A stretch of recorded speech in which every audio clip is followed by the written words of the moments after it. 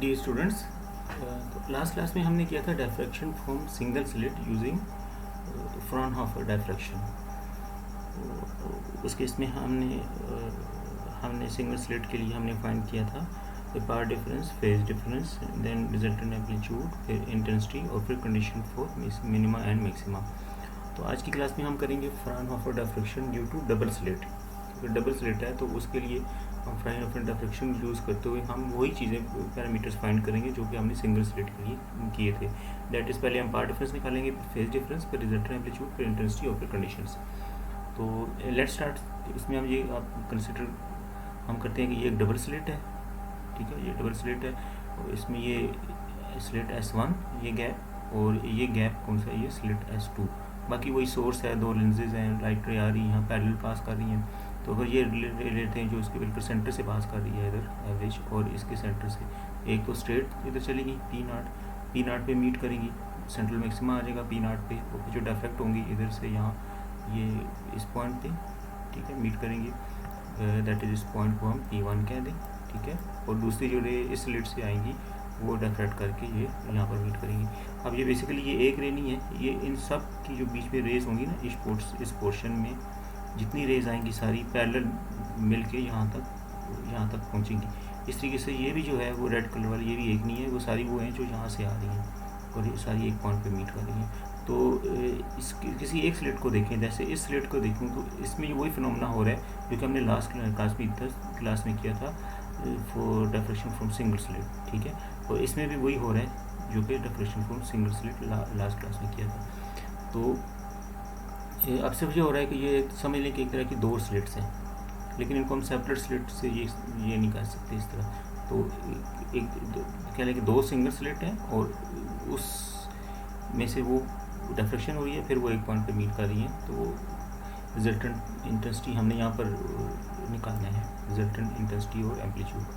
तो इसके बीच में पावर डिफरेंस देखें अगर आप, तो वही हम करेंगे, यहाँ से परपेंडिकुलर ड्रा करें, ये ठीक है, परपेंडिकुलर ड्रा किया, ठीक है।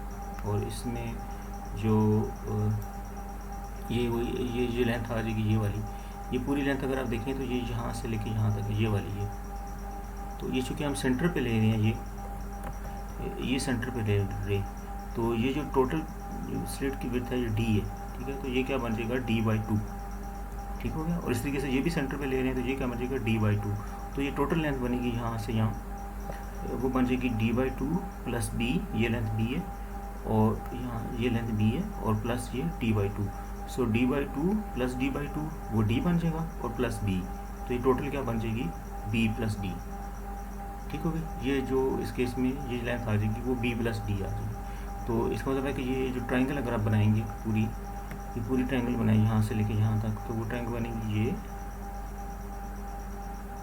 यहाँ तक, ठीक है। और फिर ये जो ब्लैक कलर ये वाली, ये एक राइट एंगल ट्रायंगल बन जाएगी। इसमें ये जो लेंथ है ये वाली, ये लेंथ ये कितनी है B प्लस D, यही वाली लेंथ है, ठीक होगी। और फिर हम यहाँ से वो ये जो पावर डिफरेंस बनेगा वो क्या बन जाएगा B plus D sine theta, ठीक हो गया। सिंगल स्लिट में ये क्या था D साइन थीटा।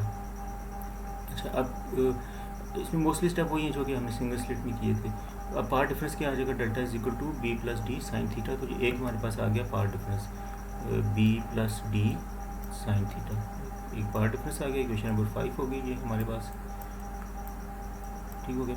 अच्छा, आगे अब फेज डिफरेंस निकालने के लिए वो relation phase difference equal to delta 2 λ B plus D sine theta, ये सेम वो रिलेशन है जो कि हमने पहले यूज़ किया था। पहले D sine theta B plus D आ गया।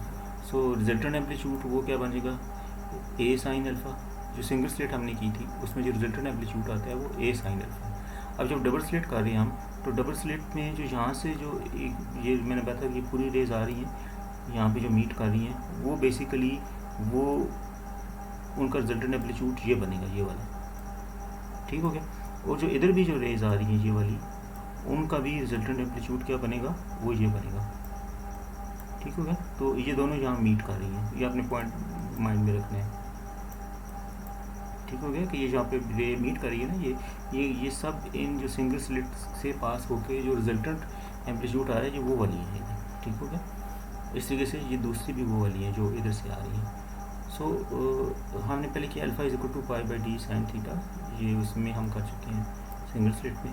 सो अगर हम देखें तो यहाँ ये दोनों मीट कर रही हैं इस तरह, ये डिफरेंट एंगल पे मीट करेंगी, उनका रिजल्टेंट हो जाएगा कि एक रे मैं कह दूँ पी क्यू, मतलब किसी कोई एक जो ये वाली आ रही है इधर मीट कर रही है, इसको पी क्यू कह दूँ, और जो दूसरी इधर मीट कर रही है उसको किसी भी डायरेक्शन में, रैंडम डायरेक्शन को ये कह दूँ क्यू हो, ठीक होगा। ये दोनों यहाँ मीट कर रही है, ठीक होगा। तो हेड टू टेल रूट से रिजल्टेंट क्या बन जाएगा, पी ओ। ये हमने इनका रिजल्टेंट एम्पलीट्यूड निकालना है, और किसी एक का रिजल्टेंट एम्पलीट्यूड क्या है वो हम यहाँ से देख चुके हैं, ये ए साइन थीटा, ये ए साइन थीटा, और दूसरे का यहाँ पर क्या है वो ये ए साइन अल्फ़ा, सॉरी ए साइन अल्फ़ा, ए साइन अल्फ़ा। सो अब हमने पी क्यू निकालना है कि जो दोनों यहाँ मीट कर रही हैं, दो रेज जो यहाँ मीट कर रही हैं जिनका एम्पलीट्यूड कितने रिजल्ट ए साइन अल्फ़ा है, तो उनका रिजल्टेंट एम्पलीट्यूड पी क्यू क्या बनेगा। तो वो हम लॉ ऑफ कोसाइन से या कोसाइन रूल से फाइंड कर सकते हैं। वो उससे फाइंड कर सकते हैं कि ये जो P Q square, P O square is equal to P Q square plus Q O square plus cos of sine, दोनों के बीच का जितना एंगल है दोनों के बीच में वो हो जाएगा दोनों का फेज डिफरेंस, तो कितना उनका फेज डिफरेंस है वो उनके बीच का एंगल आ जाएगा। सो इसमें वैल्यूज पुट कर दें, पी ओ किसकी इक्वल है, आर की इक्वल है, जो कि हमने फाइंड करना है। पी क्यू वो है ए साइन अल्फ़ा और अल्फ़ा, ये पुट कर लिया, फिर क्यू ओ पुट कर लिया, फिर ये बाकी वैल्यू सब्स्टिट्यूट करके तो हमारे पास आ जाएगी। इसको थोड़ा सिंप्लीफाई कर लें कि ये मल्टीप्लाई हो जाएगी, a square sine square alpha को two a square sine square alpha square, ये मल्टीप्लाई हो जाएंगे, ये भी बन जाएगा a square sine square alpha square और अल्फ़ा स्केयर। तो ये थोड़ा मैथमेटिकली इसको आप कॉमन ले लिए यहाँ से, वन प्लस कॉस अल्फ़ा, और ये वन प्लस कॉस अल्फ़ा है, इसको हमने हाफ एंगल आइडेंटिटी लगाएं तो ये बन जाता है two cos square alpha delta over two cos delta is equal to two cos square delta over two using half angle identity. So ये वन माइनस वन ये कट जाएगा, ये पूरा जो इसकी इक्वल है, ये वन कट जाएगा, और यहाँ से एक two sine square alpha cos square alpha, ये हमारे पास एक्सप्रेशन आ गया, ठीक हो गया। सो अब नाउ फॉर इक्वेशन 6 जो हमारे पास ये थी, इसमें अब ये इस इक्वेशन में पुट कर दें, जो डेल्टा की वैल्यू है वो यहाँ पर पुट कर दें इसमें, तो ये बन जाएगी, ये हमने डेल्टा की वैल्यू पुट कर दी, ठीक है। ये टू कट जाएगा, तो बाकी सिंप्लीफाई होके हमारे पास ये आ जाएगा r square equal to 4a square sine alpha और alpha whole square into cos square beta, ठीक है। ये इक्वेशन नंबर 8 आ गई इसमें। तो अब इसमें बीटा किसकी इक्वल है, ये जो पूरी टर्म थी by lambda B plus D sine theta, इसमें बाकी सारी चीज़ें कांस्टेंट है, सिर्फ थीटा वाली चेंज हो रहा है, तो हमने इसको पूरी को एक नाम दे दिया बीटा, जैसे को बार बार हम लिखें। तो इसमें बेसिकली ये दो टर्म है, ये हमारे पास क्या आएगा, resultant amplitude from double slit experiment. ये इसमें दो टर्म है, एक ये और एक ये जो पहली टर्म है साइन अल्फ़ा और अल्फ़ा होल स्केयर, ए स्केयर साइन अल्फ़ा और होल स्केयर, ये डिफ्रैक्शन इसके डिफ्रैक्शन पार्ट, ठीक है। ये मेन की जो वेव बेसिकली जो यहाँ पर हो रहा है ना फिनोमेना, अगर आप देखें तो वेव जो यहाँ पर आ रही है, ये पहले देखें डिफ्रैक्ट हो रही है यहाँ पर, ठीक है, डिफ्रैक्ट हो रही है, और फिर यहाँ पर मीट क्या होती है, कांस्टेंट, यहाँ पर इंटरफेरेंस होता है। तो इसमें दोनों फिनोमेना हो रहे हैं, डिफ्रैक्शन भी और इंटरफेरेंस भी। सिंगल स्लिट में भी यही था, तो उसमें पहले डिफ्रैक्शन हो रही है, और ये जैसे देखें यहाँ ये सिंगल स्लिट अगर ले लें डिफ्रैक्शन, और फिर यहाँ मीट करके इंटरफेरेंस, तो इसमें जो पहला पार्ट में ये डिफ्रैक्शन पार्ट है, ठीक होगा, कि डिफ्रैक्शन किस तरह बिहेव कर रही है, और दूसरा जो है वो ये इंटरफेरेंस पार्ट है इस इक्वेशन में, ठीक है ना। ये डिफ्रैक्शन पार्ट हो गया, ठीक है, और ये वाला इंटरफेरेंस पार्ट हो गया। अच्छा, अब हम इंटेंसिटी फाइंड कर सकते हैं, एम्पलीट्यूड आ गया हमारे पास, तो इंटेंसिटी आर स्केयर होते हैं, आर स्केयर हमने अभी ये निकाल लिया, ये इक्वेशन 9 जो थी, so is equal to 4a square sine alpha और alpha whole square cos square beta. So अब हम निकालते हैं intensity distribution in double slit. So central हम निकालते हैं condition for central maxima. Central maxima के लिए जब यहाँ पर मैक्सिमम इंटेंसिटी हो जाएगी, उसके लिए एक तो थीटा 0 होगा, बिल्कुल रेज का, कि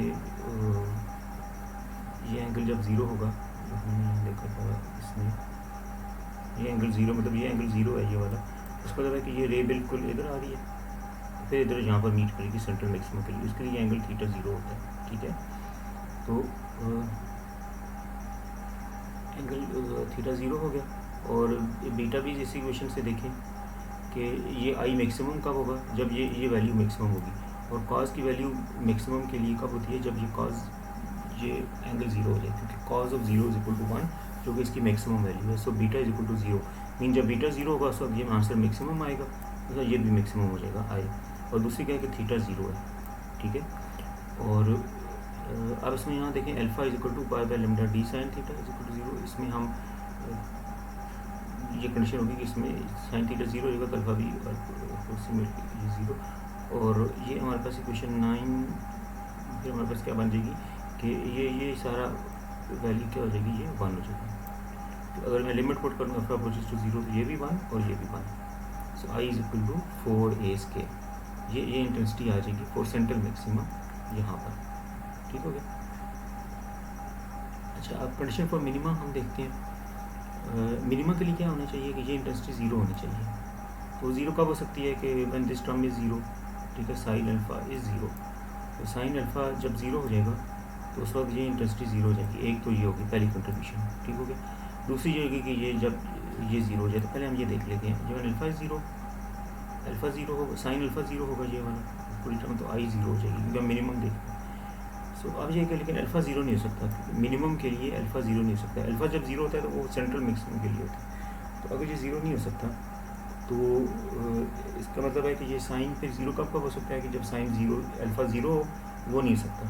फिर अल्फा जब पाई होगा तो फिर ये 0 हो जाएगा, या 2 पाई 3 पाई 4 पाई। इसका मतलब ये हुआ कि sine alpha is equal to sine m pi, फिर alpha is equal to m pi, और एम इज इक्वल टू ये 0 से स्टार्ट नहीं हो रहा, 1 से स्टार्ट होगा। एम इज इक्वल टू, ठीक है, 1 2 3 सो ऑन, ठीक है। और अगर यहाँ पर प्लस माइनस नहीं लिखेंगे फिर प्लस माइनस यहाँ लिखना पड़ेगा। अगर प्लस माइनस इधर लिख रहे हैं एम के साथ फिर इधर लिखने की जरूरत नहीं। तो मैंने दोनों केस देख लेते हैं कि जब n alpha is equal to m pi, तो pi by lambda is equal to d sine theta is equal to m pi, और पाई कट जाएगा तो d sine theta is equal to m pi. ये condition आ गई, condition for minima, ठीक हो गया। अब इसमें m सिर्फ इसमें क्या होगा कि m में 0 नहीं होगा। m क्या हो सकता है, तो अगर मैं इसको यहाँ प्लस माइनस लिख दूँ, प्लस माइनस एम पाई, तो m क्या हो सकता है 1 2 3, ठीक है। अगर प्लस माइनस नहीं लिखेंगे फिर m की ये प्लस माइनस 1, बट m 0 नहीं हो सकता है इसमें, ठीक है। अच्छा, this is condition for minima for double slit. अच्छा, अब हम देखते हैं दूसरी कंडीशन मिनिमा होने के लिए। दूसरी कंडीशन क्या थी कि जब ये कॉस बीटा 0 हो जाए, ठीक है, ये टर्म ये 0 हो जाए। ये 0 होने का मतलब ये है कि कॉस कितना हो, पाई बाई 2, कॉस पाई बाई 2 0 होता है, या 3 पाई बाई 2 या 5 pi by 2, that is pi by 2 के odd multiple. So when beta is equal to 2n plus 1 into whole pi by 2, फिर n इज इक्वल टू 0 1 2 3, तो उस केस में ये बीटा क्या हो जाएगा, सॉरी बीटा के उस केस में ये 0 हो जाएगा कॉस, ठीक है। So beta is equal to pi by lambda और b plus D sine theta, जो हम पहले कर चुके हैं, बीटा इसकी इक्वल होता है। अब इन दोनों को कंपेयर करें अगर आपस में, तो ये राइट साइड आपस में इक्वल हो जाएंगी, ठीक है। यहाँ से हमारे पास b plus D sine theta is equal to, ये दूसरी कंडीशन आ जाएगी फॉर मिनिमम, ठीक है। तो इसमें 2 कंडीशन होगी। इसका इंटेंसिटी पैटर्न है वो आपको मैं होमवर्क दे रहा हूँ, अपनी होमवर्क पे वो ड्रॉ करना है।